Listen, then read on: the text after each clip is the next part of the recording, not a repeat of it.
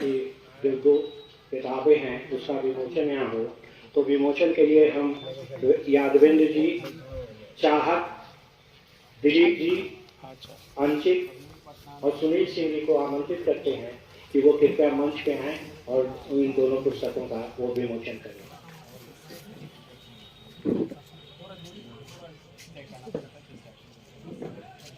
साथ ही इस किताब का नाम है घर लौटने का सपना।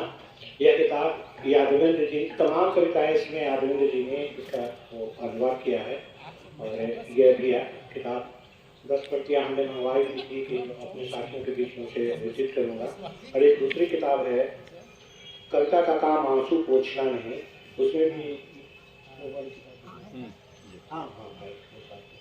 वो किताब भी, उसमें यादवेंद्र जी ने कुछ कविताओं का अनुवाद किया है, कुछ अशोक वाजपेयी जी ने किया है, पूर्वानंद जी ने किया है, तो और 2 लोगों ने किया है। तो ये 2 किताबें यहाँ आप लोग के सामने, ये पूरी विचार सत्र के लिए प्रतियोगी को मैं ये मंच सौंपता हूँ। लोकार्पण कार्यक्रम के बाद हमारा यह विचार सत्र है, जिसमें अनुवाद की रचनात्मकता पर हमारे बीच बातचीत के लिए होंगे। किताब कविता का काम आंसू पोंछना नहीं के अनुवादक और घर लौटने का सपना के अनुवादक यादवेंद्र जी, और इन दिनों अनुवाद में लगातार दखल रखने वाले युवा कवि अंकित, उनके साथ होंगे सुनील सिंह और अजय कुमार। मैं चाहूँगा कि ये चारों कुछ कविताएं संकट को हम लोगों के बीच रखते हुए और इसकी रचनात्मकता पर बात करते हुए इस किताब से कुछ कविताओं का भी पाठ करें। हम लोगों के बीच यह बात भी आनी चाहिए कि दूर दुनिया में क्या लिखा जा रहा है, वहाँ क्या संकट है, वहाँ की स्त्रियाँ, वहाँ के बच्चे, वहाँ के अन्य लोग क्या सोचते हैं और उनका जो दुनिया से सरोकार है वो किस तरह का है। तो यादवेंद्र जी आए, अपनी बात रखें और कुछ कविताओं का पाठ करें, उसके बाद हम लोग बातचीत करेंगे। यादवेंद्र जी आगे करना है, कैसे कैसे क्या किया जाए।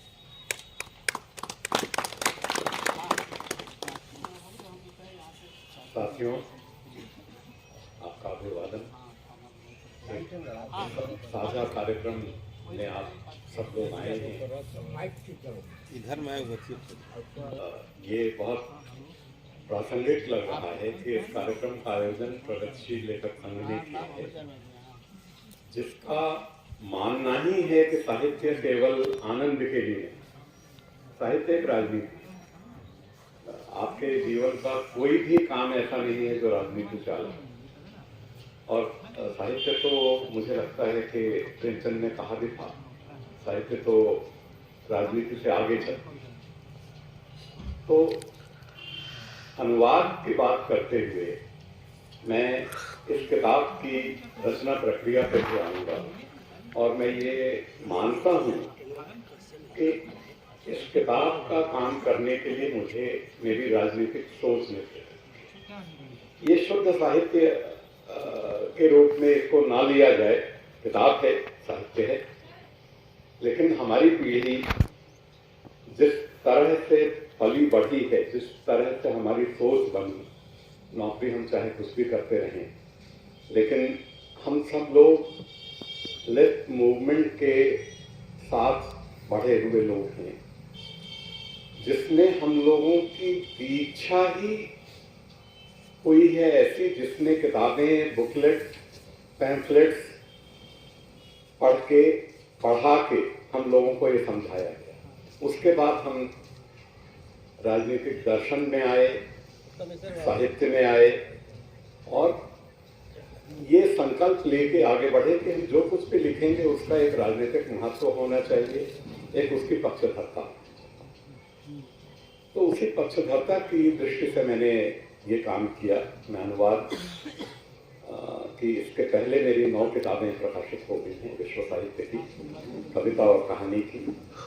तो उसमें भी मेरा हमेशा एक ये मानना रहा कि अनुवाद के लिए आप एक रचना का अनुवाद करते हैं तो कम से कम 20, 25, 50 रचनाएं पढ़ते हैं, तब आपको लगता है कि इसमें से एक कोई चीज़ आपको अपील करती है और आपको लगता है कि आपको इसका अनुवाद करना चाहिए। जब आप भारत के संदर्भ को देखते हैं, हिंदी समाज के संदर्भ को देखते हैं, तो ये लगता है कि हिंदी समाज में ये चीज़ नहीं है, या आज के दौर में ये चीज़ें फिर से जानी चाहिए।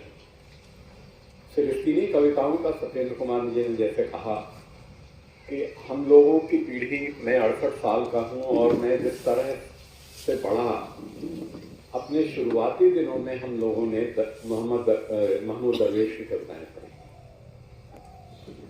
पाब्लो नेरुदा की कविताएं पढ़ी, लोरका की कविताएं और नाटक पढ़े, नाज़िम हिकमत की कविताएं पढ़ी। तो हम लोगों को ये लगता, और बाद के दिनों में मैंने देखा कि हिंदी समाज का जहाँ तक सवाल है, हम नाज़िम हिकमत और महमूद दरवेश से शुरू करके फिर घूम फिर के हम वहीं तक आ गए। उसके आगे क्या लिखा जा रहा है, उसके आगे दुनिया बहुत बढ़ गई। तो हिंदी में जो अनुवाद की जो परंपरा है, साहित्यिक अनुवादों की, वो बड़ी मार्केट ओरिएंटेड है। जो बिकता है वो अनुवाद करना है। उसमें बिकने वाली सबसे अच्छी चीज जो हिंदी में है, वो जिन विदेशी लेखकों को नोबेल प्राइज मिला साहित्य के लिए, उनके अनुवाद कर दीजिए, वो बिके। और जिस समय मिला उस समय तो एकदम 5-6 महीनों में बहुत सारे अनुवाद आ जाते हैं और खूब। उसके बाद हम फिर ठंडे पड़ गए। तो मुझे ये लगता है कि हिंदी में अनुवादों की जो परंपरा या संस्कृति है साहित्य की, वो एक तो जैसा मैंने कहा कि बाजार में बिकेगा क्या, और मौका किस चीज का बेचने का है, वो बहुत महत्वपूर्ण है। मुझे लगता है कि ये कोई बहुत सही अप्रोच नहीं है, और पूरी दुनिया में मौका क्या बेचने का है ये देखने से ज्यादा जरूरी है कि मौका क्या बात फिर से कहने का। हम जब भी बात करते हैं तो आज प्रेमचंद तो आज तक अप्रासंगिक नहीं हुए, फिर हम लोगों को पढ़ते। गांधी अप्रासंगिक नहीं हुए, बल्कि आज के दिनों में बल्कि गांधी ज्यादा प्रासंगिक होने लगे। नेल्सन मंडेला दक्षिण अफ्रीका में थे, लेकिन हमारी पीढ़ी उनके बारे में पढ़ के, उनकी चीजें पढ़ के, उनके भाषण पढ़ के बड़ी हुई। तो हमें ये लगता है एक समय पर जाकर, एक लेवल पर जाकर पूरी दुनिया के संघर्ष और उनकी शक्तियां और उनकी जरूरत लगभग एक तरह की होती है। दक्षिण अफ्रीका में यदि कोई आंदोलन हो रहा है, काले लोगों पर गोरे लोग अत्याचार कर रहे थे, तो वो हमारे भारत में जैसे अंग्रेज हिंदुस्तानियों से अत्याचार कर रहे थे, उससे कोई बहुत अलग नहीं है। उनकी बात हमें करनी चाहिए और उनकी बात जाननी भी चाहिए। दूसरी भाषाओं में क्या लिखा जा रहा है, जैसे भारत जैसे ये जो हमने कहा कि जैसे बाजार कैसे चीजों को नियंत्रित करता है। जब मैं अनुवाद का काम कर रहा था सत्येंद्र जी, तो मैं कहानियों के अनुवाद कर रहा था, और तब मुझे ये एकदम से लगा कि इतने साल हो गए, मैंने आज तक श्रीलंका की कोई कहानी भारत में हिंदी में। दक्षिण में आप में से कई लोग गए होंगे धनुषकोटी, अभी मोदी जी वहां गए, जहां से कहते हैं कि श्रीलंका और भारत की दूरी सबसे कम, और लोगों ने ये बताया कि आप समुद्र के किनारे खड़े हो और मौसम साफ हो तो श्रीलंका की इमारतें दिखाई। धनुषकोटी पहुंच के जब मैं वहां पहुंचा तो मुझे लगा कि इतना नजदीक यदि है तो हमने श्रीलंका की कोई कहानी क्यों नहीं पढ़ी। श्रीलंका छोटा सा देश है और हम धीरे धीरे थोड़े बड़े होते जा रहे हैं। तो भारत तो विश्वगुरु है, हम श्रीलंका की चीज क्यों पढ़े। लेकिन जब मैंने उस तरफ ध्यान दिया, कई दोस्तों से बात की, तो पता चला कि हाँ सच में नई अनुवाद होते हैं। तो हम अपने पड़ोसियों की तरफ भी हमारा जो एटीट्यूड है वो बड़े और छोटे का, हम अनुवाद करेंगे तो हम एक विपिन कुमार अग्रवाल की बड़ी सार सप्तक थे कवि, उनकी एक कविता की एक पंक्ति में अक्सर कहता हूं, ईश्वर तुम सबसे बड़े हो, ईश्वर तुम सबसे बड़े हो, मैं तुमसे छोटा हूं, बाकी सब मुझसे छोटे। तो ये जो प्रवृत्ति है कि हम हिंदी में अनुवाद करेंगे तो गोरी चमड़ी के जो यूरोप अमेरिका के लोग हैं उनके अनुवाद करेंगे, रूस और जर्मनी के अनुवाद करेंगे। अब ये जो लल्लू पंजू लोग हैं इनके क्यों अनुवाद करें? लेकिन वही लल्लू पंजू एक छोटा सा देश है, तो श्रीलंका तो फिर भी बहुत बड़ा सा देश है। मालदीव जिस तरह से आंखें दिखा रहा है तो ये मालूम हो रहा है कि विश्व गुरु का सीना कितना चौड़ा है। तो ये अनुवाद के लिए जब मैं काम करता हूँ तो मेरे पीछे हमेशा ये एक शक्ति रहती है, एक उद्देश्य रहता है कि क्या करना है और क्यों करना है। मैंने फिलिस्तीनी कविताएं सुनी, उसके सूत्र रूप में जैसे मैं बताऊं, सर्वेश्वर दयाल सक्सेना हमारे बड़े कवि हुए हैं, उनकी एक बड़ी मशहूर छोटी सी कविता है।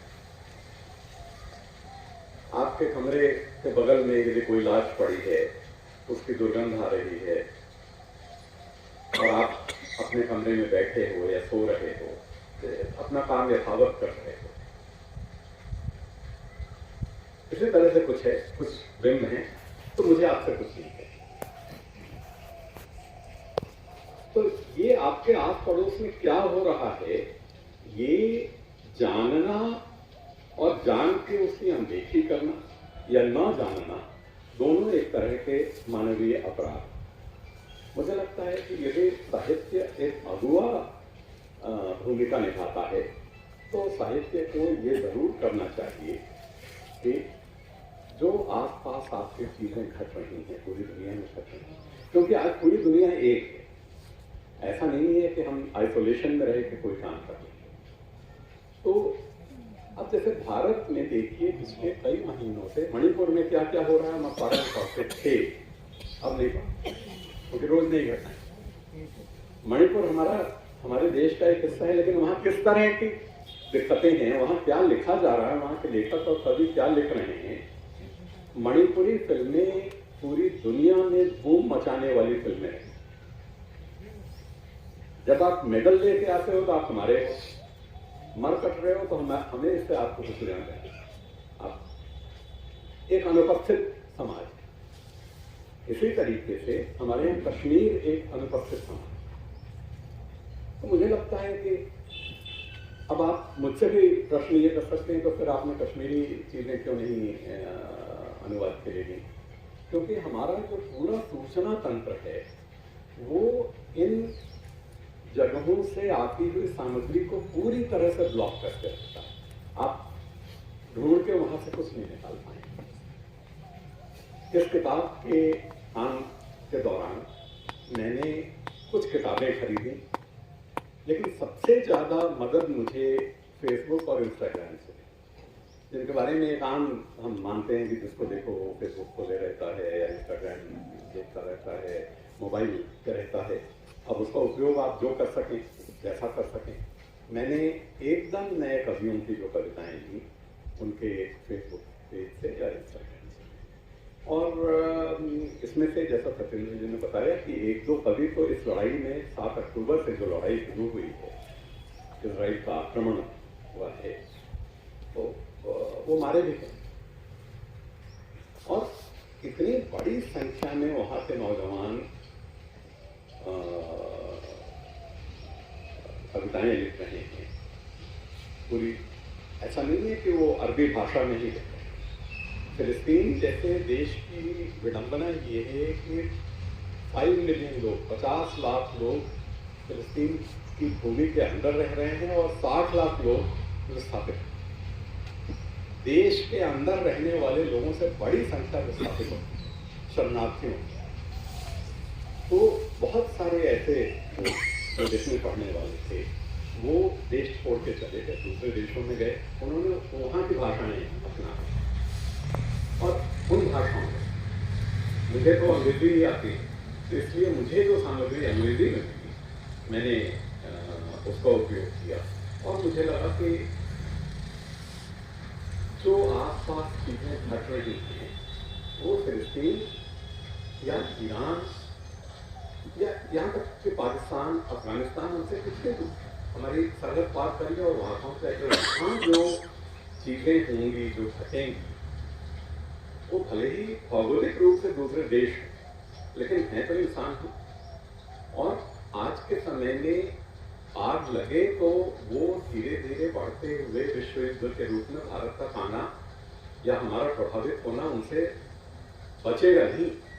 अभी कुछ दिनों पहले, मुझे लगता है 4-5 दिनों पहले खबर थी, चिली की राजधानी के बाहर जो जंगल है वहां जो आग लगी है वो आग बढ़ते बढ़ते शहर के बीच आ गई और कई 100 लोग मारे।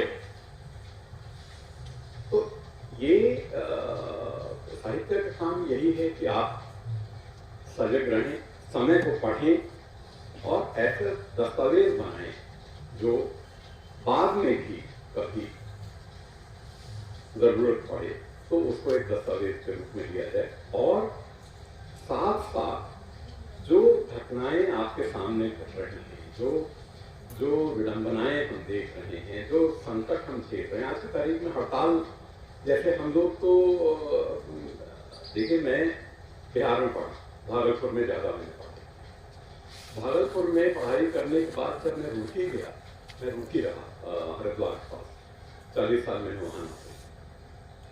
उस समय रुड़की यूनिवर्सिटी बहुत बड़ी यूनिवर्सिटी थी, बाद में IIT बन गई।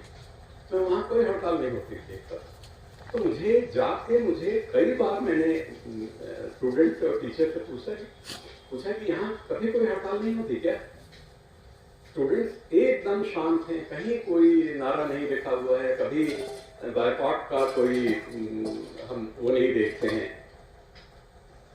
तो लोगों ने बताया कि वहाँ अंग्रेजों के ज़माने की बनी हुई यूनिवर्सिटी, उनके यहाँ डिसिप्लिन के नंबर 100 नंबर, आप सभी विषयों में क्या नंबर लाएंगे ये बहुत महत्वपूर्ण नहीं है। आपके डिसिप्लिन के नंबर यदि 80 से कम हुए तो आप अगले साल का इम्तिहान दें। अंग्रेजों के समय का बना हुआ नियम अब भी चलता, अब भी है। आप यदि जय श्री राम नहीं बोलेंगे तो आप एंटी नेशनल देशद्रोही हैं। थोड़े समय के बाद वो राजद्रोही भी हो जाएंगे। तो ये जो देखिए, ये किताब इसलिए भी महत्वपूर्ण है और इजराइल और फिलिस्तीन के संबंध इसलिए भी जानने महत्वपूर्ण है कि हमारे यहाँ ये जो बुलडोजर संस्कृति आई है, ये फिलिस्तीन और इजराइल से आई। इजराइल सरकार ने एक नियम बनाया कि यदि कोई भी सस्पेक्टेड टेररिस्ट है, मतलब ये है कि जो आपकी लाइन थ्रो नहीं कर रहा है, आपको कोई मुकदमा चलाने की जरूरत नहीं, आप उसका घर विस्फोट से उड़ा सकते हैं या बुलडोजर से उड़ा सकते हैं। इस सरकार के आने के बाद से लगातार इजराइल के साथ हम लोगों की जितनी नजदीकियां बढ़ी हैं, तो वो चीज वहां से कल्चर है। तो ये चीजें आज की तारीख में कहीं एक जगह सीमित नहीं, लेकिन समय को पढ़ना चाहिए और अगली पीढ़ी को हम क्या देके जा रहे हैं, एक दिन हम तो मर जाएंगे, हमने किया क्या। कम से कम ये हमारे लिए जरूरी है कि अगली पीढ़ी के लिए कुछ ऐसी चीजें जरूर हम छोड़ के जाएं जो महत्वपूर्ण हो और उनके संघर्षों में, उनके अवसाद के क्षणों में उनको उम्मीद जगाने के लिए उपलब्ध हो। इस किताब का शीर्षक है घर लौटने का सपना। मैं साइंस का आदमी हूँ, मैं इंजीनियर हूँ। कुछ दिनों पहले, 4-5 साल पहले मैं एक स्टडी पढ़ रहा था कौओं के बारे में। आपके गया की एक खबर थी 5-7 साल पहले कि यहाँ जो पिंडदान होता है और यहाँ कौए अब नहीं होते हैं।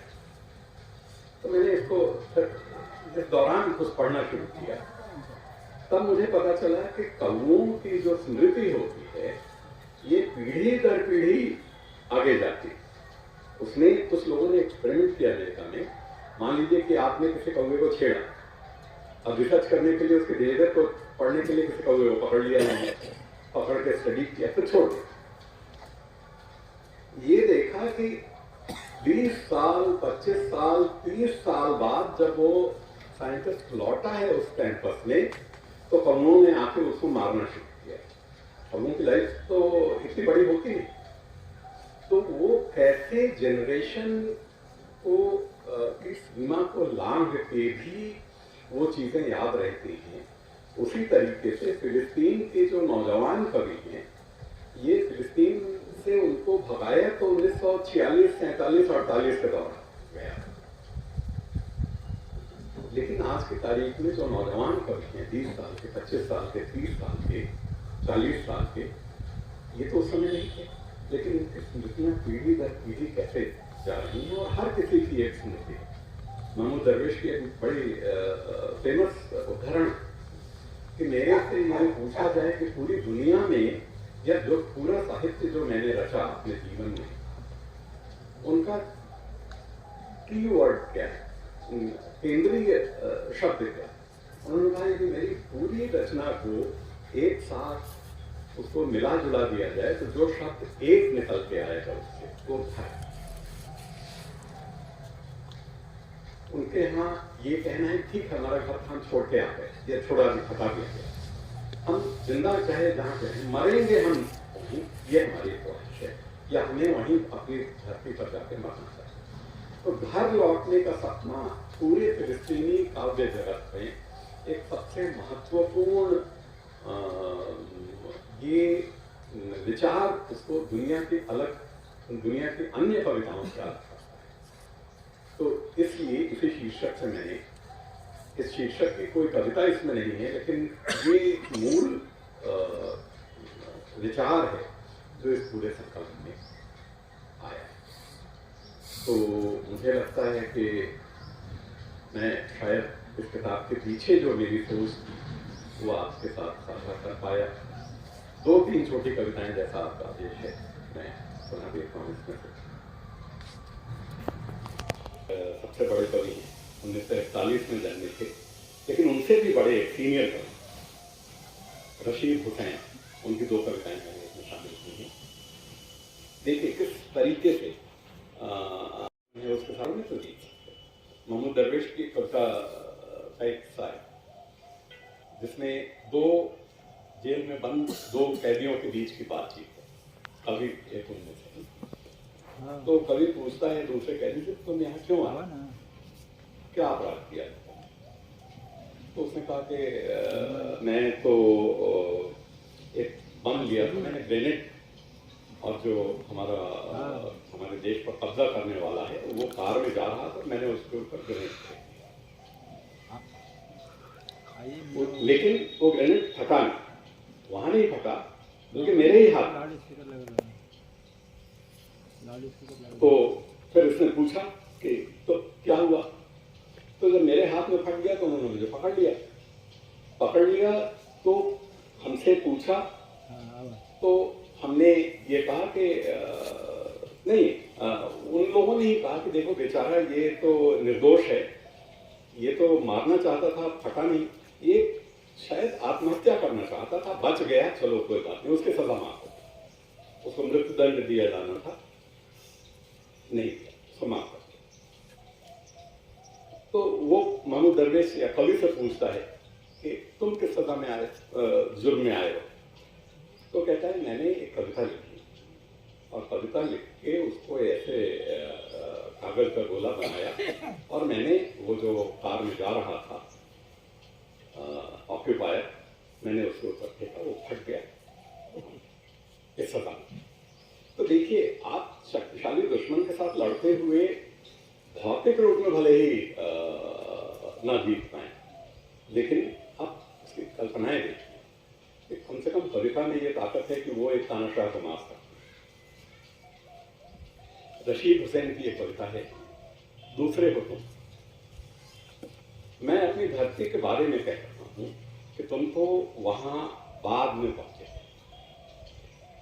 मैं अपनी धरती के बारे में कह रहा हूं कि तुम तो वहां बाद में पहुंचे थे, मैं तुमसे बहुत पहले से वहां रहता आया। आपको मालूम होगा कि 46-47 में इंग्लैंड ने यहूदियों को सब लाके और यहाँ बसा दिया, फिलिस्तीनियों का पूरा देश। अब तुम उसके शौहर रहते रहो, इससे क्या फर्क पड़ता है? मैंने उसको तुमसे पहले प्यार किया था। कभी कहता है कि अपनी धरती को मैंने उसको तुमसे पहले प्यार किया था, जब तुम दूर दूर तक नजर भी नहीं आए, तब उसके दिल पर मेरा ही राज था। तुम अमीर हो, खरीदो उसके लिए महंगे से महंगे इत्र, सुंदर बेशकीमती लहंगे और फिरन, पर जान लो वो उनको ओढ़ेगी पहनेगी नहीं। यदि ओढ़ेगी पहनेगी तो तुम्हारे लिए नहीं, मेरे लिए। उन दिनों उसकी गोदी में पहले लेट कर ले लिया करता था कश सिगरेट के, उसको चौंका चौंका कर, देखना तुम्हारी शादी की रात थी, मैं खुद आऊंगा बिस्तर में, देखना तुम्हारी शादी की रात भी मैं खुद आऊंगा बिस्तर में और पसर जाऊंगा तुम्हारे और तुम्हारी बीवी के बीचों बीच। तुम उसके शौहर हो, सही बने रहो, पर देखना मुझे देख वह लिपट जाएगी मुझसे, दुनिया में वह मुझसे सबसे ज़्यादा प्यार करती है। मैं हमेशा हमेशा बीचों बीच दिखूंगा तुम्हारे, और माफ़ करना मुझे, पर मैं हमेशा तुमसे पहले ही रहूं। एक कवि अपनी कविता में तो अपनी इच्छा व्यक्त कर सकता है, अपने समुदाय की इच्छा व्यक्त कर सकता है।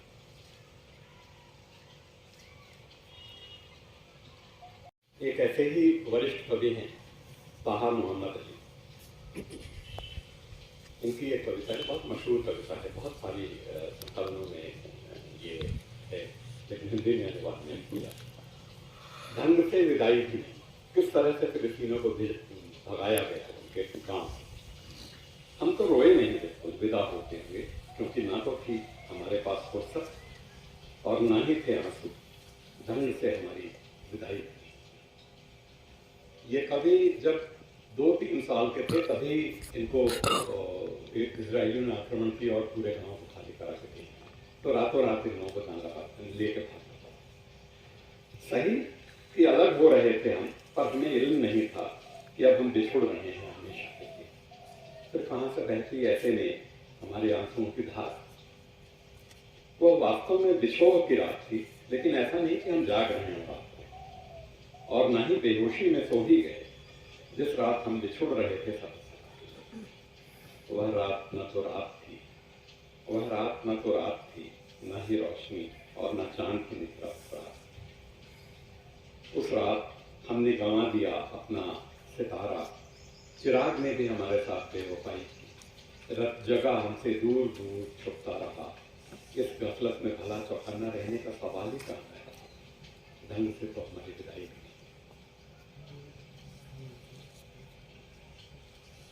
अब मैं ये असलियत है। 4-5 दिनों पहले मैंने खबर पढ़ी टाइम्स ऑफ इंडिया में। एक तरफ एक खबर थी कि यूएनओ ने कहा है कि 30,000 से ज्यादा लोग गाजा में मारे गए इसराइली हमले में। इसराइल छोटी सी खबर थी। बड़ी खबर ये थी कि इसराइल ने कहा है कि हमारे जिन लोगों को फिलिस्तीनियों ने पकड़ा था, पकड़ के अपनी सुरंग में रखा था, उनमें से ज्यादातर लोगों की हत्या कर दी। 30,000 लोग मारे गए, वो छोटी सी खबर है। 20-25 लोगों का उन्होंने दिया कि उनको मार दिया गया। ये बड़ी खबर हो गई। छोटी खबर ये 30,000 लोग मारे। ये एक जहान सीसो, ये नई कवि है, युवा कवि है। फिलिस्तीनी कैंपों के कब्रिस्तानों में जगह नहीं, ये कविता। तो बात यह है कि कब्रिस्तानों में तिल रखने की जगह नहीं। तो बात यह है कि कब्रिस्तानों में तिल रखने की जगह नहीं है, चाहे लेबनान, जॉर्डन, सीरिया और गाजा में। हम जल्दी ही फिलिस्तीनियों को दफन करना शुरू करेंगे, पर धरती के अंदर नहीं। हम जल्दी ही फिलिस्तीनियों को दफन करना शुरू करेंगे, पर धरती के अंदर नहीं, उसके ऊपर दफन करना शुरू करेंगे। देखिए ये विमर्श कैसे गढ़ा जाता है। हम धरती के अंदर नहीं, उसके ऊपर दफन करना शुरू करेंगे। रहने की जगह पहले ही मैसर नहीं थी, अब मरने के लिए भी शांत जगह नहीं मिलेगी जिससे इज्जत से अलविदा कह सकेंगे। बढ़ई और मौत के निर्माताओं, वास्तुकारों, यहाँ की कब्रिस्तान की शहतीरें और ऊंची करो, क्योंकि जल्दी ही आसमान छूने को है तुम्हारी दीवार। किस तरह का नरसंहार होगा और पूरी दुनिया चुप है। भारत नरसंहार करने वालों के पाले में पड़ा है। मुझे लगता है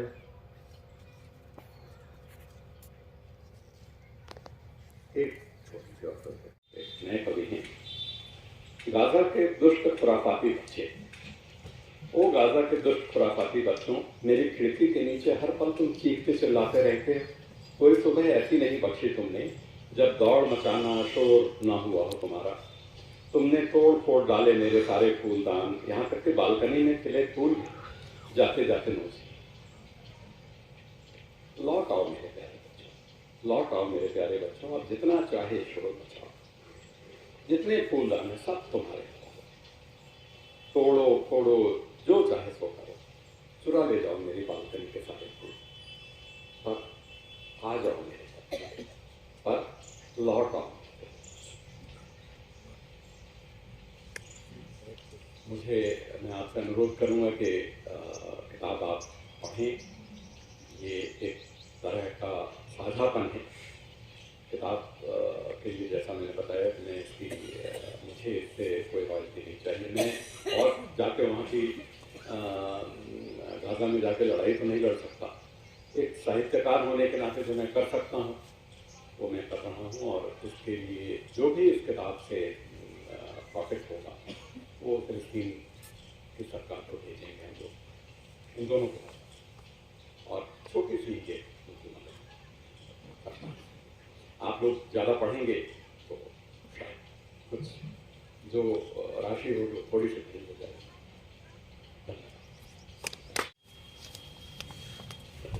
बहुत शुक्रिया यादव जी, आपने फिलिस्तीनी कविता, उसके सामाजिक राजनीतिक सरोकार और आज के संकट पर अपनी बात रखी, और अनुवाद की रचनात्मकता के पक्ष में अपनी बात रखते हुए उनको उस पूरी परिस्थिति से अवगत कराया जिसमें फिलिस्तीनी जनता अपना दुख, अपने संकट से रही है।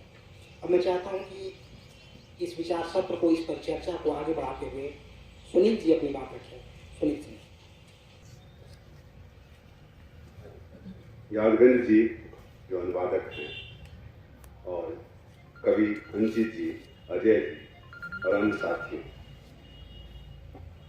यह कार्यक्रम बहुत पहले से तय था, ये होना था, और ये हमको बहुत पहले सूचित हो चुका था कि यहाँ पर कार्यक्रम होना है। किताब तो हमें मिली नहीं, तो चूंकि हम भी बाहर थे इसीलिए ये किताब नहीं मिली। दूसरी किताब जो कविता का काम आंसू पोंछना नहीं है, ये पुस्तक भी संयोग से जब हमने ऑर्डर दिया उस वक्त पटना से बाहर थे, और उसी बीच में कोरियर से किताब आया। कहाँ हो? तो मैं ज्यादा समय नहीं लूंगा, इसकी किताब पढ़ा ही नहीं, तो इसीलिए किताब पर बहुत ज्यादा बोलने की बात नहीं। लेकिन एक बात है कि अभी ये दौर जो चल रहा है पूरे दुनिया में, सिर्फ भारत में ही नहीं पूरी दुनिया को हम शामिल कर रहे हैं। भारत में जो हो रहा है आप देख रहे हैं, यूक्रेन में जो हो रहा है देख रहे हैं, और फिलिस्तीन यह जो है मतलब खुला जेल है। एक प्रकार से यूएनओ इसका नाम दिया था, यह खुला जेल है, ओपन जेल जिसको कहते हैं, वह जेल है। 350 स्क्वायर फीट के अंदर में 23 लाख आदमी, जानवर से भी बदतर जीवन, 7 किलोमीटर चौड़ा है, मतलब यहाँ से लगभग दाऊद नगर चौक इतना दूरी चौड़ाई है, और बाकी इसकी लंबाई है। और एक तरफ से समुद्र है, 3 तरफ से दीवार लगा हुआ है, उसमें डोर बने हुए हैं जब आपको बाहर जाना है, और उनका सारा खर्चा वर्चा जो देश मदद करते हैं वो उस पर चलता है। एक खूबसूरत सी जगह को एक नर्क में बदल दिया। यह यूएनओ का लाइन है कि 7 अक्टूबर को जो वहां पर हुआ, यह कोई एक दिन की बात नहीं है। यह बात कोई छुपी हुई नहीं आपसे, मैं उसके इतिहास को नहीं जानना चाहता हूं कि जो वहां पर ये सब लोगों को मालूम है, फिर भी वहां पर जो हो रहा है वह एक तरह से देखा जाए तो मानवता के अपराध है। ये किताब तो मैं नहीं देख पाया हूं, लेकिन इस किताब को देखें, इसमें संपादक महोदय जो लिखे, जिन बातों का जिक्र किए हैं, कविता का काम आंसू पोंछना नहीं है, कविता का काम है संघर्ष करना। लेकिन संपादकीय कुछ में कमी रह गई। कमी ये रह गई कि जो धार साम्राज्यवाद के खिलाफ होना चाहिए वह धार की इसमें कमी दिखाई पड़ी। मैं जो महसूस किया, बाकी और लोगों की अलग राय होगी। ये ऐसी बात नहीं है कि कविता और साहित्य कोई नारा होता है, नारा नहीं होता है, लेकिन बातें आनी चाहिए कि आखिर फिलिस्तीन की समस्या है, वह समस्या का कारण क्या है। यह पिछले 1917 में वालफोर संधि हुई थी। वालफोर संधि के जो आदमी लेनिन को पढ़े होंगे, लेनिन ने उस वालफोर संधि का विरोध किया था। वालफोर ब्रिटिश के कैबिनेट मिनिस्टर थे और उसी वक्त जो प्रथम विश्व युद्ध खत्म हुआ, उस प्रथम विश्व के बाद जो है, जो ऑटोमन साम्राज्य का पतन हुआ, उसके बाद वहां पर जो है युद्ध, फिलिस्तीन को ब्रिटेन अपने अंदर में लिया और उसके बाद यहूदी को बसाना शुरू किया। दूसरा कब हुआ? दूसरा हुआ 1948 में, जब यूएनओ का रिजोल्यूशन के बाद जेरूसलम, इजराइल और फिलिस्तीन का निर्माण हुआ और वह भी निर्माण हुआ, वह भी एक अन्यायपूर्ण ढंग से हुआ। यह पूरी इतिहास है, आप लोग जानते हैं। मेरा कहने का मतलब यह है कि अभी यादवेंद्र जी भी चर्चा कर रहे थे कि आखिर फिलिस्तीन में कौन सी ऐसी बात है जो दुनिया के लेखकों, कवियों सबको अट्रैक्ट किया। अनुवाद जो होता है वह साहित्य की एक विधा होती है। बहुत लोग इसको सिर्फ रचनात्मक कार्य मानते हैं, लेकिन सच्चाई यही है कि अनुवाद जो है वह सिर्फ रचनात्मक कार्य नहीं है, बल्कि एक सृजनात्मक कार्य है। सृजनात्मक कार्य इस मामले में है कि यह एक सृजन करता है। अब फिलिस्तीन की जनता लड़ रही है और वहां की जनता जो आज 100 वर्षों से लड़ रही है, उस संघर्ष की पृष्ठभूमि, उस संघर्ष के बातों को हम इन कविताओं के द्वारा जानते हैं। तो इसमें अनुवादक की बहुत बड़ी भूमिका होती है। हालांकि मदन लाल मधु कहते हैं कि इनके दोनों हाथ में लड्डू नहीं होते।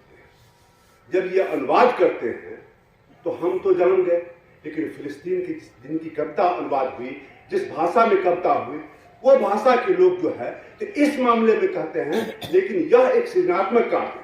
और दूसरी बात क्या है कि अनुवाद की बात हो, दुनिया में जहां कहीं भी संघर्ष होता है, आज लैटिन अमेरिका में संघर्ष हो रहा है, चाहे कहीं भी संघर्ष हो रहा है, जो संघर्ष की बात है, चूंकि हम भी संघर्ष करके आजादी पाए हैं और वह आजादी चूंकि हमको संघर्ष से मिला है, इसलिए हम हर जगह के संघर्ष को याद करते हैं। कविता के माध्यम से, कहानी के माध्यम से, इतिहास के माध्यम से वह हम जानने की कोशिश करते हैं। और इस मामले में यह एक सृजनात्मक कार्य है, साहित्यिक बहुविधा। और इस रूप में यादवेंद्र जी ने जो काम किया, यह पुस्तक जो आई है घर लौटने का सपना, यह एक बहुत बड़ा काम है। और उसमें भी जो फेसबुक पर आ रहे हैं, सोशल मीडिया पर जो कविताएं रोज आ रही हैं, उसको संग्रहित कर करके एक किताब का रूप देना, प्रकाशक और इन दोनों को मैं पहले अपनी ओर से बधाई देना चाहता हूं। दूसरी बात यह है कि अब देखिए, भारत का नेचुरल एलाय फिलिस्तीन था। यह फिलिस्तीन जो है, फिलिस्तीन की समस्याओं के साथ यह हमेशा जो है भारत जुड़ा है। लेकिन इस बीच हमारे गद्दी पर एक जो खड़ा है, जो उन्हें समझ में नहीं आती है कि हम फिलिस्तीन के साथ खड़े हों कि इजराइल के साथ खड़े हों। तो इजराइल के साथ खड़े हों या फिलिस्तीन के साथ, चूंकि इनकी जो पैदाइश है, मेरा कहने का मतलब है बीजेपी पार्टी, बोलने में कोई हर्जा नहीं है, यह पार्टी की जो पैदाइश है यह शुरू से ही पीएलओ के खिलाफ रहा है। चूंकि यह पीएलओ के खिलाफ रहा है, इसलिए बार बार जो है अटल बिहारी वाजपेयी के टाइम में संबंध हुआ और इनके टाइम में प्रकाष्ठा पहुंच गई, ये दौड़ा भी करके चले आए। और आप पेगासस वगैरह का नाम सुनते हैं, वह वही। तो ये इनको जो है यह खुल्लम खुल्ला, अब जब इनके ऊपर दबाव पड़ता है अगर यह बात नहीं होती तो 28 अक्टूबर को यूएनओ का जब रिजोल्यूशन आया कि जो युद्ध है उस युद्ध का बंद किया जाए, उस युद्ध में, उस प्रस्ताव के खिलाफ में अमेरिका तो गया ही, कोई आश्चर्य की बात नहीं है। ब्रिटेन गया, जर्मनी गया, साथ साथ भारत भी जो है वह एब्सटेन किया, वह वोटिंग में पार्टिसिपेट नहीं किया, एक तरह से कहिए तो विरोध किया। तो कुछ ह्यूमैनिटेरियन ऐड हम दे देंगे, लेकिन हम जो है आइडियोलॉजिकली हम अमेरिकी साम्राज्यवाद के साथ हैं। तो इसमें कोई आश्चर्यजनक बात नहीं है जो कर रहे हैं। दुनिया में जो फिलिस्तीन का भी सवाल है, उस फिलिस्तीन के सवाल पर जो विरोध हो रहे हैं, आप इंग्लैंड में विरोध कर, जर्मनी में, फ्रांस में, भारत में तो लाठीचार्ज हुआ, यूपी में बैन कर दिया गया कि फिलिस्तीन के पक्ष में कोई जुलूस नहीं निकालेगा, बैश लगा करके इजराइल के पक्ष में घूमेगा, लेकिन वह जो है सो फिलिस्तीन के पक्ष में वह कोई नहीं। यूपी में एक जुलूस नहीं निकाला गया, दिल्ली में जुलूस निकले, उस पर लाठीचार्ज। तो ये समझते हैं क्या कि यह जो विरोध हो रहा है वह चंद वामपंथी परिशील लोग कर रहे हैं, लेकिन जो यूरोप में हुआ वह तो ऐतिहासिक है। ऐतिहासिक है कि ब्रिटेन के गृह मंत्री को इस्तीफा देना पड़ा, इसलिए कि वह जो हॉबलिंग कर रहे थे इजराइल के साथ, वह जो विरोध कर रहे थे, इसके चलते जो है वहां पर उनको इस्तीफा देना पड़ा। तो मैं एक ऐसे मौके पर, मैं कोई साहित्य विशेषज्ञ नहीं हूं और उसके मन को हम बहुत नहीं बता सकते हैं, लेकिन एक कवि है इजराइल में जो यहूदी रहने वाले हैं, वह यहूदी जो विरोध कर रहे हैं, उसमें एक कवि हैं, मैं उन कवि का नाम बताता हूं,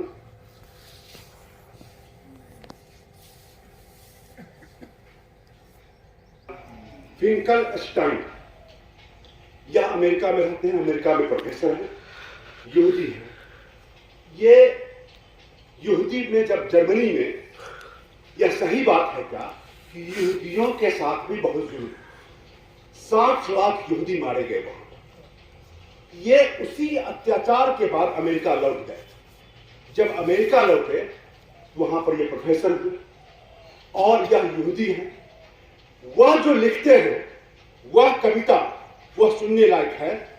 उसमें आपको इजराइल की पूरी तस्वीर, इजराइल फिलिस्तीन युद्ध की पूरी तस्वीर उसमें आपको चला आएगा। वह लिखते हैं, उनकी कविता का शीर्षक है मैं इजराइल। किसने अनुवाद किया मुझे नहीं मालूम, लेकिन उनकी यह कविता है कि आई एम इजराइल।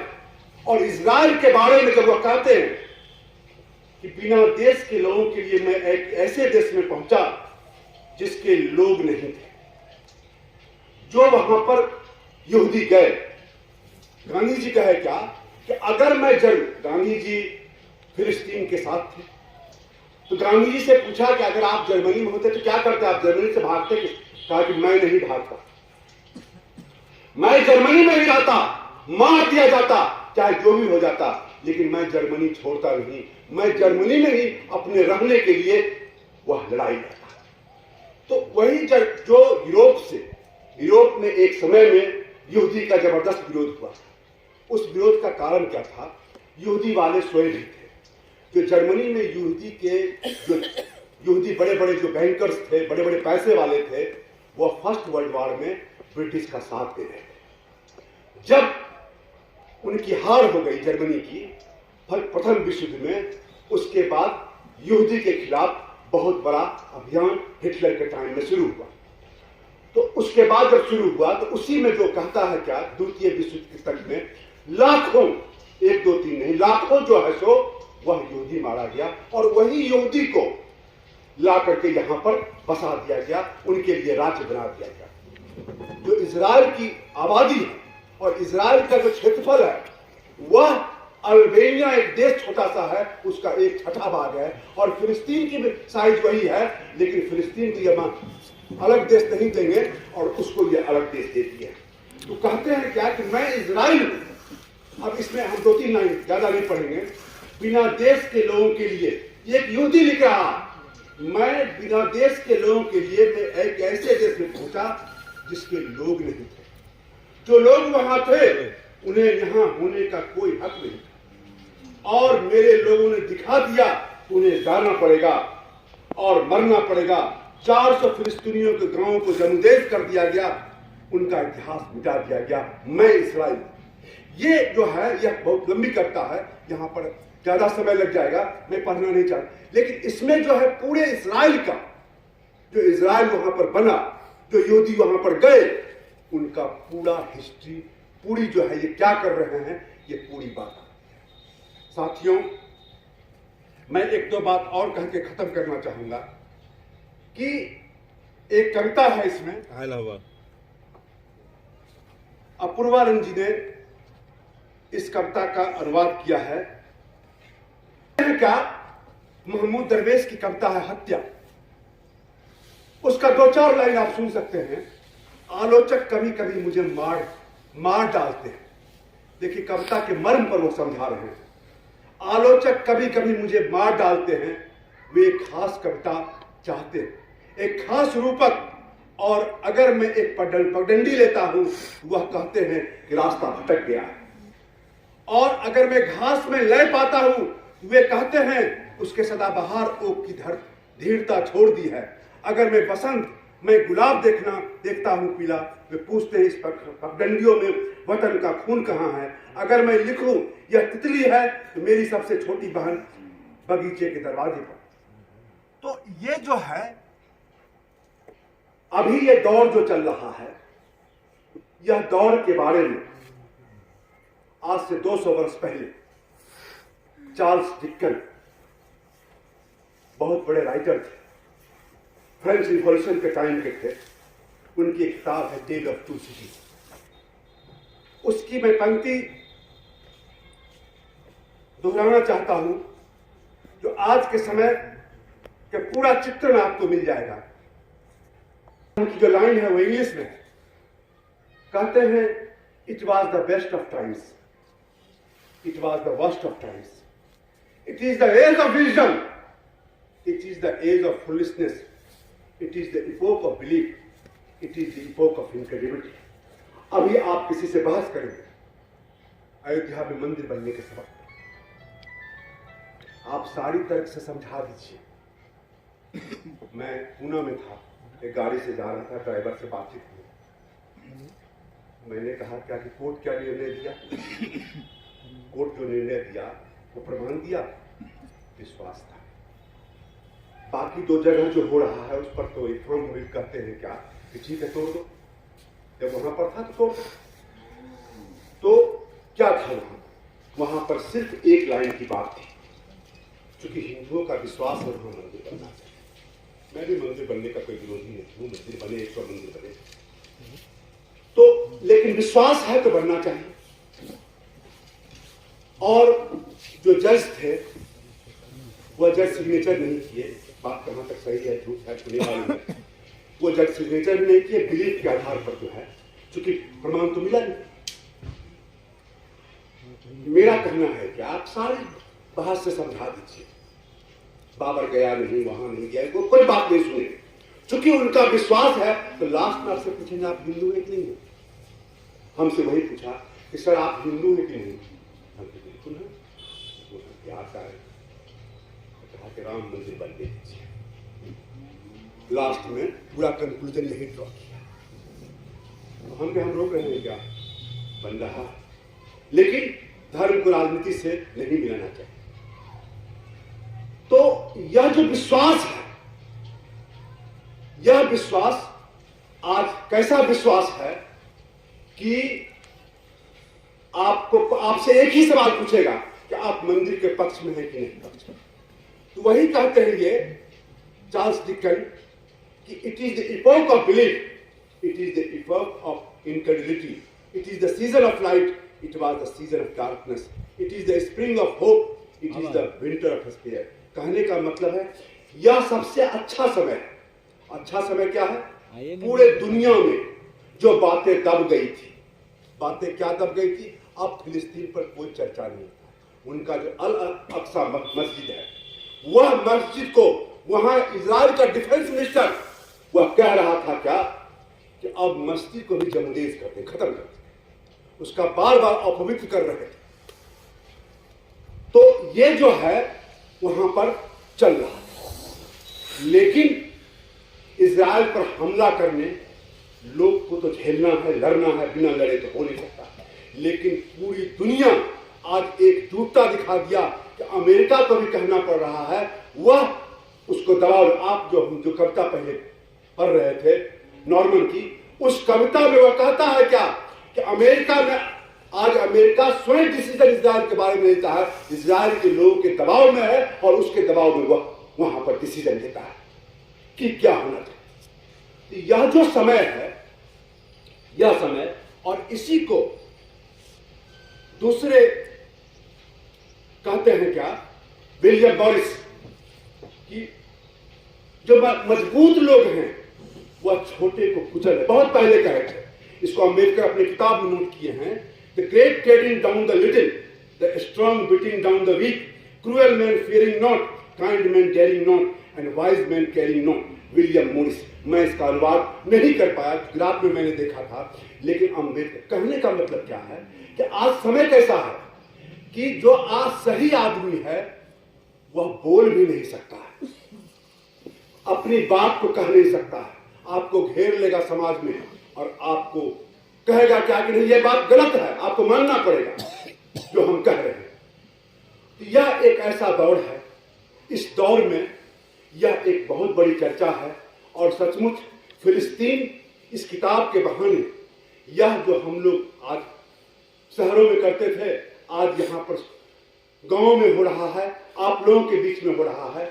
लेकिन एक चीज है क्या कि जो फिलिस्तीन में अभी तक 7 अक्टूबर से मैं सिर्फ बात कर रहा हूं कि 7 अक्टूबर को जो हमला हुआ, 7 अक्टूबर के बाद घटना जो, यह एक नकवा था, यह प्रलय था जो हुआ। तब से लेकर के अब तक मैं गूगल में सर्च कर रहा था, 13 कवि मारे गए और उन 13 कवियों में 13 कवि, तो उन कवियों को हम लोगों को कम से कम यहां पर और कुछ तो नहीं कर सकते हैं, श्रद्धांजलि देना चाहिए। जो वहां पर बच्चे मारे गए हैं, 29,000 35,000 लोग मारे गए हैं, उसमें 15 कवि जो है, 15,000 से ज्यादा सिर्फ छोटे छोटे बच्चे हैं। आप ध्यान दीजिए, फिलिस्तीन ने भी हमला किया। फिलिस्तीन के हमला और इजराइल के हमला में एक गुणात्मक फर्क है। एक गुणात्मक फर्क क्या है? जब इजराइल हमला करता है तो वहां का सामान्य नागरिक, औरतें, बच्चे ये मारे जाते हैं। और 7 अक्टूबर को मैं उसका सपोर्ट नहीं करता हूं, या तो व्यवस्थापूर्ण, जब आदमी को विवश दे दीजिएगा तो वह क्या करेगा, लेकिन उसमें छोटे छोटे बच्चे नहीं मारे गए, औरतें नहीं मारी गई वहां पर। ये दोनों के लड़ाई का नेचर अलग है, ये नेचर को समझना पड़ेगा। वह आतताई है, यह अपनी जिंदगी की लड़ाई लड़ रहा है, यह अपनी आजादी की लड़ाई लड़ रहा है। ये दोनों लड़ाई में अंतर है, यही बात वहां पर है। तो इस फर्क को समझना चाहिए। और इस फर्क के साथ जो 13 मारे गए, उसमें 6 दिसंबर को जो एक कवि मारे गए, वहां के बहुत बड़े कवि थे,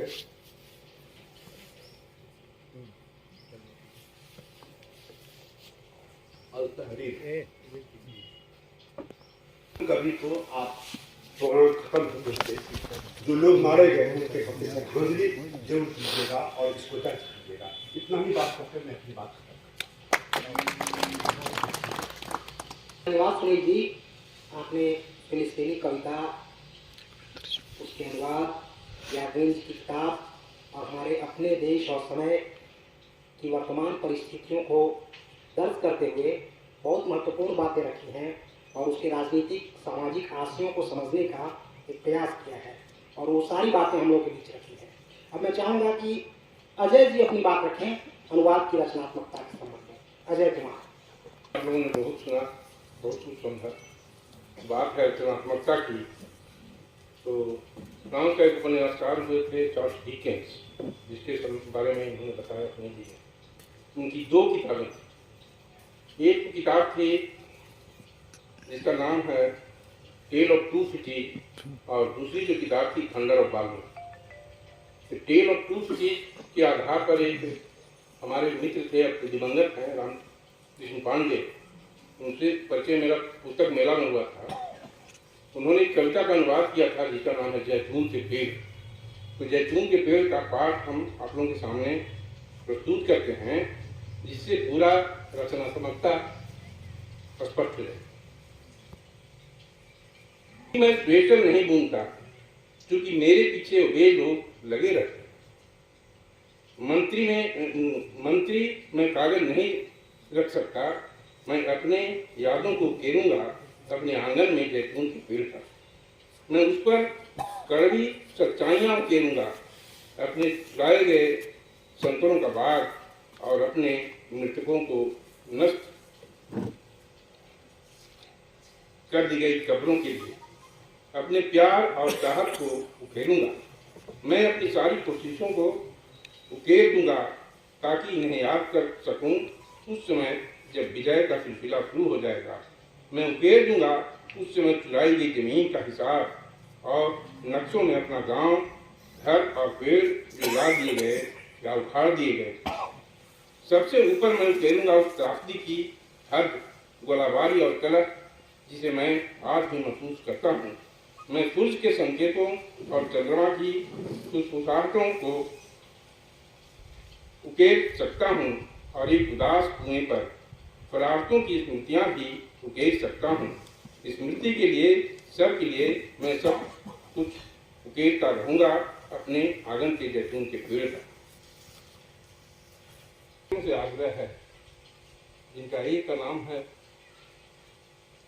यादवेंद्र जी और उनका नाम मैं नहीं जानता हूँ, अंचित जी से, कि एक फरवा किसान की आत्मकथा है माउंटेन जर्नी, उसका अनुवाद यदि आप दोनों के द्वारा हो जाए तो हिंदी भाषी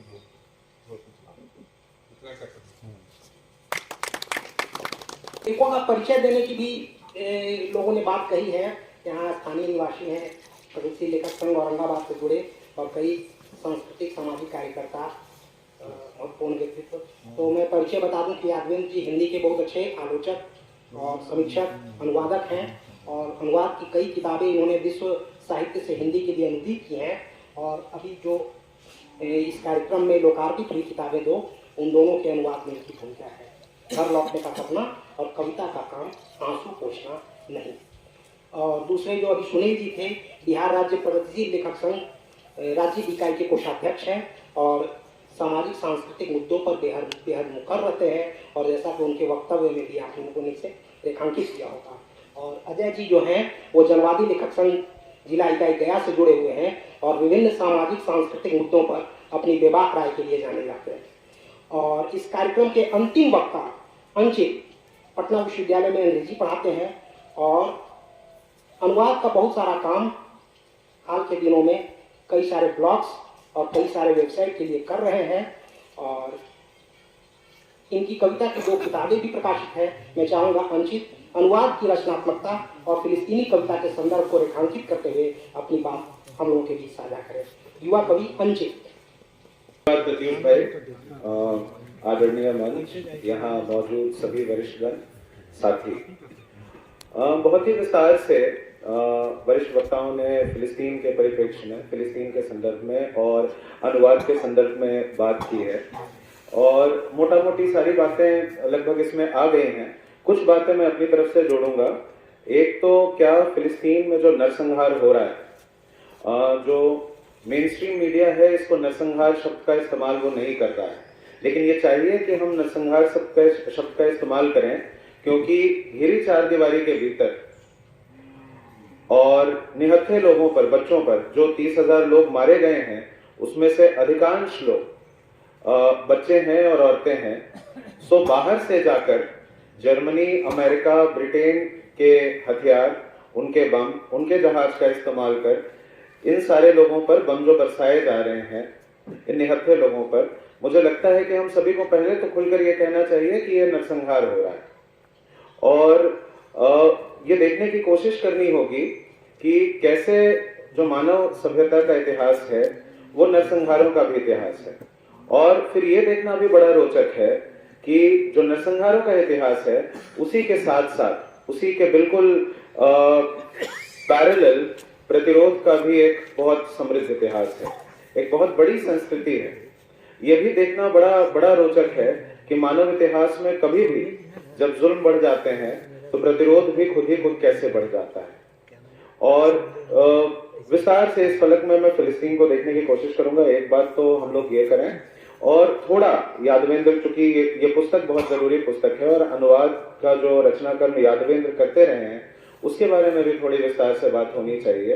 अनुवादक का काम क्या है और हम लोग अपने बीच, हम सारे लोग अपने बीच किस तरह से अनुवाद का काम संपन्न कर सकते हैं और उसका क्या फायदा होगा, इसके बारे में मैं थोड़ी बहुत बातचीत करूंगा। तो जो पहली बात मैं कहना चाहता हूं, एक जर्मन थिंकर हुए, जब नाजियों द्वारा यहूदियों पर अत्याचार किया जा रहा था, उनकी भी नृशंस हत्याएं हो रही थी, उस समय ओदोर्नो इन थिंकर का नाम है, इनको जर्मनी से अमेरिका भागना पड़ा। जब ये अमेरिका से वापस लौटे और इन्होंने देखा कि कितने सारे यहूदी नाजियों ने मार दिए, तो उन्होंने एक बात कही थी।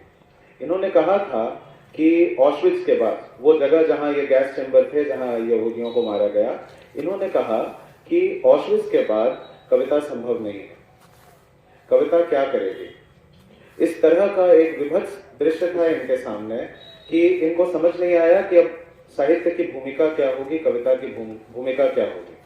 तो ऐसी स्थितियों में कविता क्या करेगी, इसका एक बहुत बढ़िया उदाहरण अभी जो वर्तमान फिलिस्तीनी कविता है, वर्तमान से मेरा मतलब जो पिछले 1948 से लेकर अभी तक की जो फिलिस्तीनी कविता है, उसने ये दिखाया है कि कविता क्या काम करेगी, कविता कैसे काम करेगी।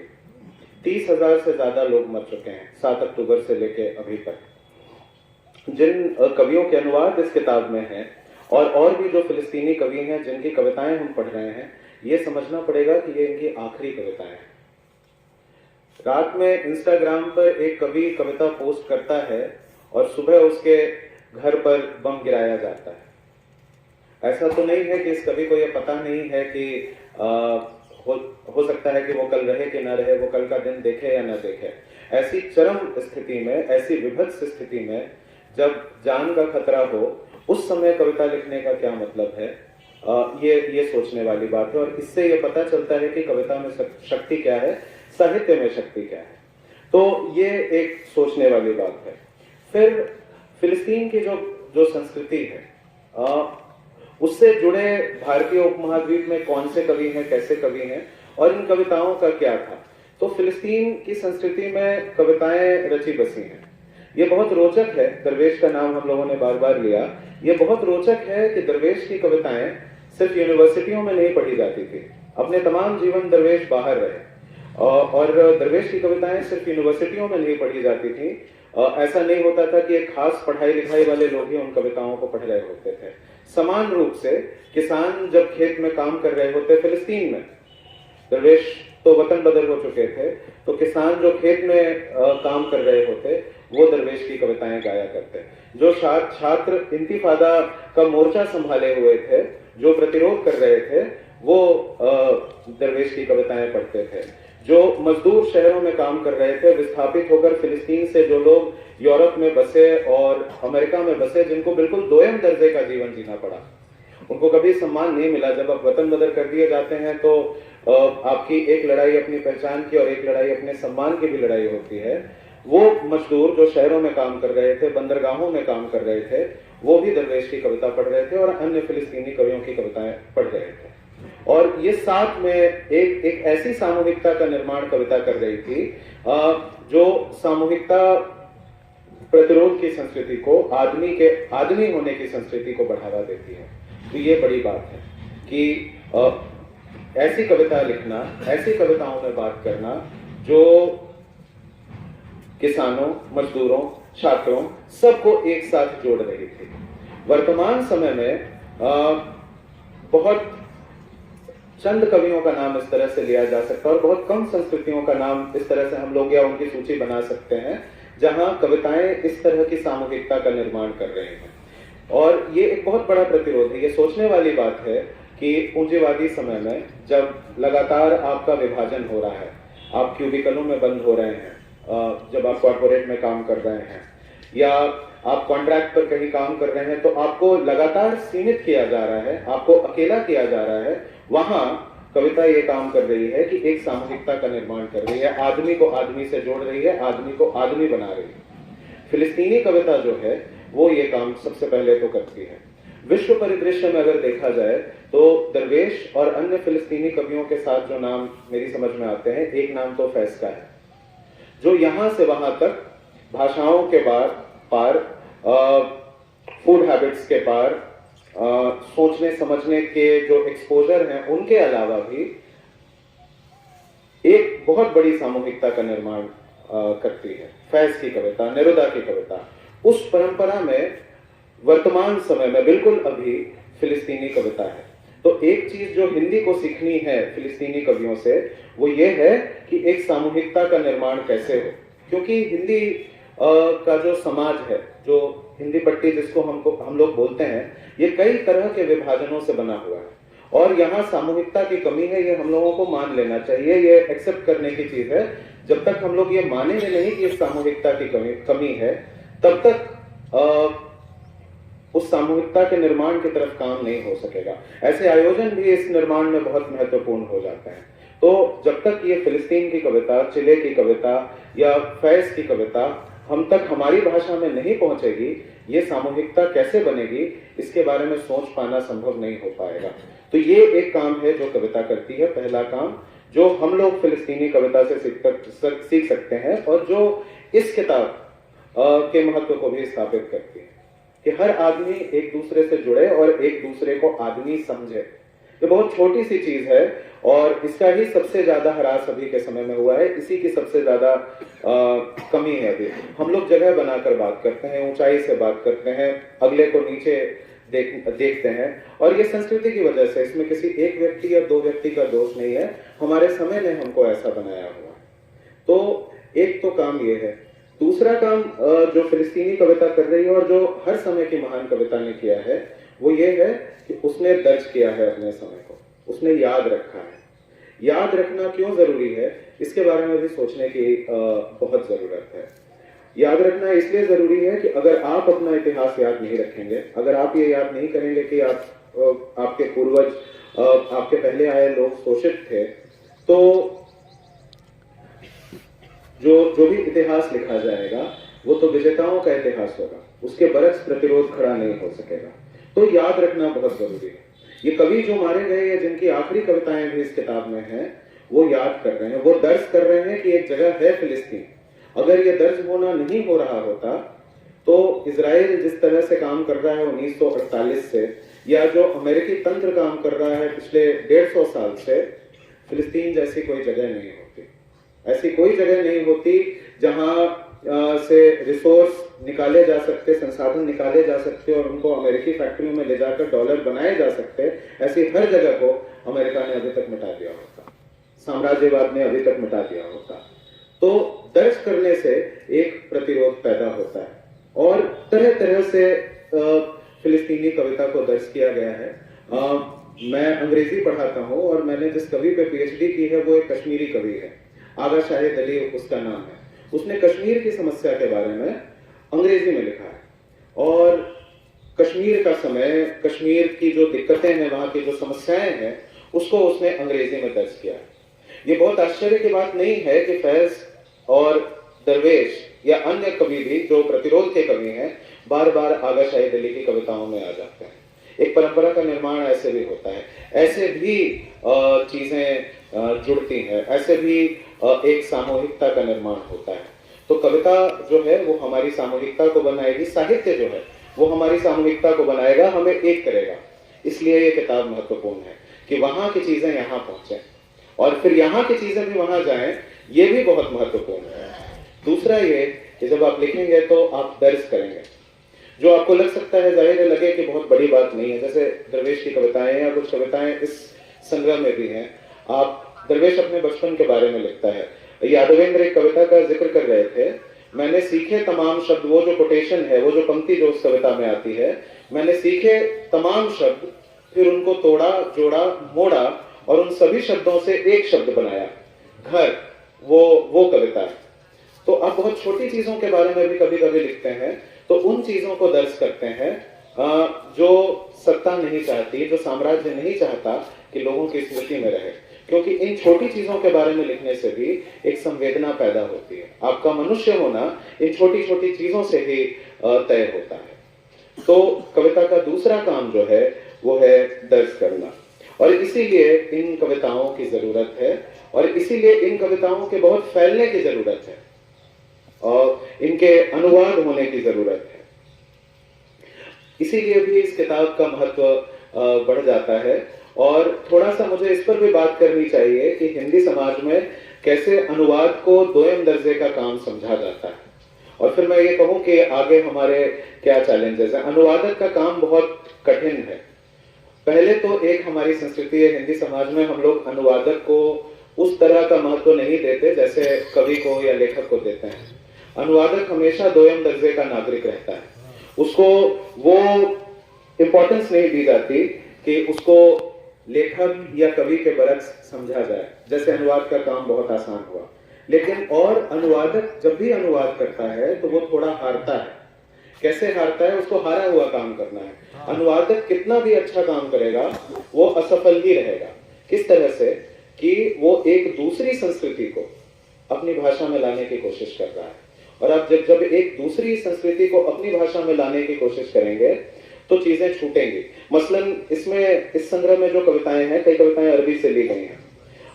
अरबी भाषा का अपना एक संगीत है, अरबी भाषा की अपनी लय है, और वहां संस्कृति, अरबी संस्कृति में कुछ ऐसी चीजें हैं जो जब तक हिंदी में आएंगी वो कहीं ना कहीं कुछ ना कुछ छूट जाएगा। इसका एक उदाहरण मैं कक्षा में हमेशा देता हूँ। मैं जब अनुवाद पढ़ाता हूँ तो मैं अपने बच्चों से कहता हूँ कि आप समोसा का हिंदी में अनुवाद करें, आप अंग्रेजी में अनुवाद करें, माफ कीजिए। अब आप समोसे को अंग्रेजी में कैसे अनुवाद करेंगे, आप कैसे कहेंगे? तो जो बहुत फैंसी और तेज तरार लड़के होते हैं वो कहते हैं समोसा माने रिजोटो। मेरे जैसे आदमी ने जिंदगी में रिसोटो नहीं देखा है, समोसा देखा है, अब रिजोटो पता नहीं क्या होता है। कुछ लोग होंगे वो फ्रेज बनाने लगते हैं कि समोसा वो चीज है जिसमें आटे में आलू भरते हैं, अंग्रेजी में यह बात कहते हैं। लेकिन समोसा ठीक ठीक हिंदी से दूसरी भाषा में कैसे जाएगा? अंग्रेजी के पास कोई शब्द ही नहीं है। तो अब जब एक अनुवादक एक ऐसी कविता का अनुवाद करने बैठे जिसमें समोसा आता हो, जैसे संजय कुंदन की एक कविता है समोसे पे, तो अगर समोसा आता हो उस कविता में और उसको अंग्रेजी में अनुवाद करना हो तो आप कैसे करेंगे? आप नहीं कर सकते, चीजें छूटेंगी। तो अनुवादक जो काम कर रहा है वो पहले तो वो हार रहा है, वो असफल काम कर रहा है, बावजूद इसके वो श्रम करता है। क्यों श्रम करता है? क्योंकि उसको लगता है कि जो पूरी तरह से छूट जाएगा उसमें से कुछ हमारी तरफ आ सके। जैसे पुराने जमाने में रेगिस्तान में दूर दूर तक पानी नहीं मिलता था, तो होता क्या था कि चमड़े की थैली होती थी जिसको मशक कहते थे या मशक कहते थे। उस मशक में पानी भर के लोग एक जगह से दूसरी जगह ले जाते थे, और ले जाते हुए चूंकि वो चमड़े की थैली होती थी तो चमड़े की कुछ गंध, चमड़े का कुछ स्वाद उस थैली में आ जाता था। अनुवादक जो है वो उस चमड़े की थैली की तरह है, उसको एक जगह से मरुस्थल में पानी भरना है और दूसरी जगह दूसरों को पिलाने ले जाना है, और वो जोड़ता खुद की तरफ से यही है कि जो थोड़ा सा उस थैली की जो गंध होती है, उस थैली का जो स्वाद होता है वो थोड़ा बहुत आ जाता है। तो इसलिए अनुवाद कर्म बढ़ा है, क्योंकि अपना कुछ नहीं है उसमें, दूसरे का है और दूसरों तक पहुंचाना है, अपने से बाहर होकर देखना है। इसीलिए भी अनुवाद जरूरी है। एक चीज और होती है, जब कोई अनुवादक अनुवाद करता है तो उसकी राजनीति का पता चलता है। रचनात्मक और सृजनात्मक कार्यों की बात हो रही है, ये दोनों बातें सही हैं। एक चीज और है, आप क्या अनुवाद करते हैं ये आपकी राजनीति भी बताता है। जैसा यादवेंद्र सर शुरू में कह रहे थे कि आजकल फैशन है कि जिसको नोबेल मिला, जिसको बुकर मिला, उन किताबों के अनुवाद करिए क्योंकि उनका एक मार्केट होता है। हालांकि हिंदी में यह बाजार तो बड़ा सीमित किस्म का बाजार है, और लेकिन एक बाजार तो बन रहा है, अंग्रेजी की देखा देखी बन रहा है। अंग्रेजी में अगर आप बुकर पुरस्कार देखें तो पिछले 5-7 साल से बुकर पुरस्कार जो है 2017 से लगभग अनुवाद किए हुए की हुई किताबों को ही मिल रहा है। अनुदित कृतियों को ही मिल रहे हैं। तो तय कैसे होता है कि कौन सी कृति का अनुवाद हुआ है? वो तय करता है कि कौन सी किताब का पश्चिमी बाजार में कौन सी किताब की डिमांड है या डिमांड नहीं है।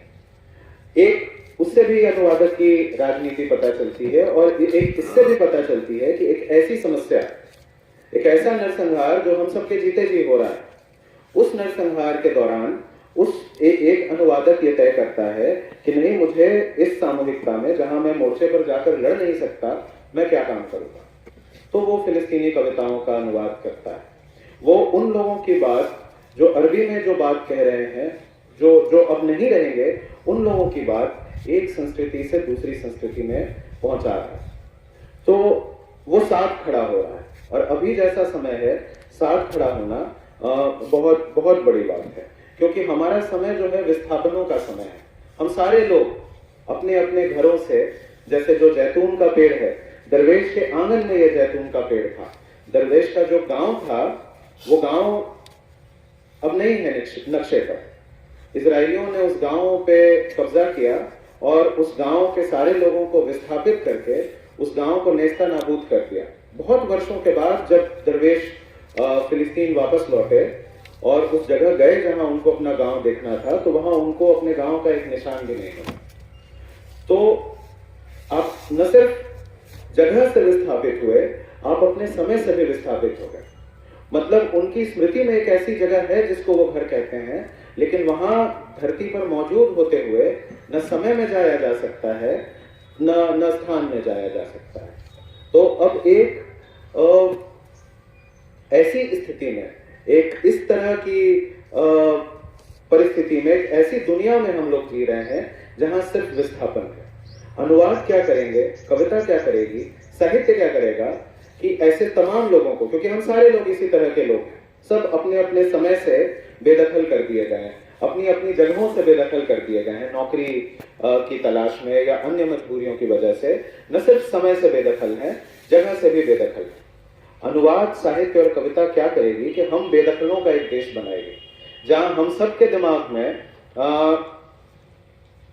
जो हमारे आदर्श देश हैं वो दर्ज होंगे, वो हमारी स्मृतियों में जिंदा रहेंगे। दरवेश ताउम्र यही काम करते रहे, अन्य फिलिस्तीनी कवि ताउम्र यही काम करते रहे। इसी संग्रह में संभवतः वो कविता है जिसमें या इसमें शायद नहीं, एक फिलिस्तीनी कविता है, वो कवि मारा गया, उसने कहा कि उम्मीद कैसे खोजनी है, इसके बारे में उसने बात की।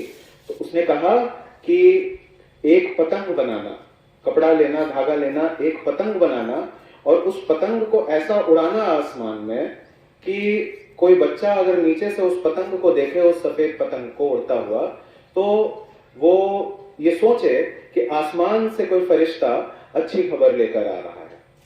साहित्य, कविता ये सारे काम करेगी, और इसीलिए हमें अनुवादों के बारे में सोचना चाहिए, हमारे अपने आसपास के अनुवादों के बारे में।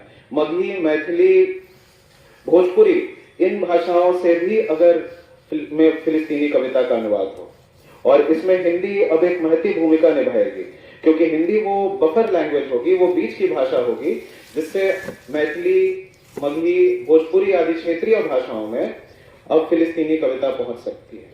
और इसका ठीक उल्टा होना भी जरूरी है कि मगही, मैथिली, भोजपुरी जैसी क्षेत्रीय भाषाओं की कविता हिंदी और हिंदी के जरिए अंग्रेजी तक पहुंचे, तभी उस सामूहिकता का निर्माण होगा जिसकी आज के समय में जरूरत है। तभी किसी सत्ता से, किसी साम्राज्य से आंख में आंख डालकर बात की जा सकेगी, और मुझको लगता है साहित्य यही काम करेगा। तो अंत में मैं सत्येंद्र सर को और प्रगतिशील लेखक संघ को बहुत बधाई देता हूं कि उन्होंने एक इतना बढ़िया आयोजन यहाँ आयोजित किया, और मैं यादवेंद्र सर को भी बहुत धन्यवाद देना चाहता हूं कि इतनी जरूरी किताब वो हमारे बीच लेकर आए। धन्यवाद। जी, आपने बहुत विस्तार से इस पर चर्चा को आगे बढ़ाया। अनुवाद की रचनात्मकता, फिलिस्तीनी जनता के संघर्ष, और अनुवाद में कविता कहाँ है, और उस कविता में कितना हमारा देश, काल, समय बोल रहा है, इस पर आपने अपनी बात की। मैं यहाँ दो बातें कहना चाहूँगा।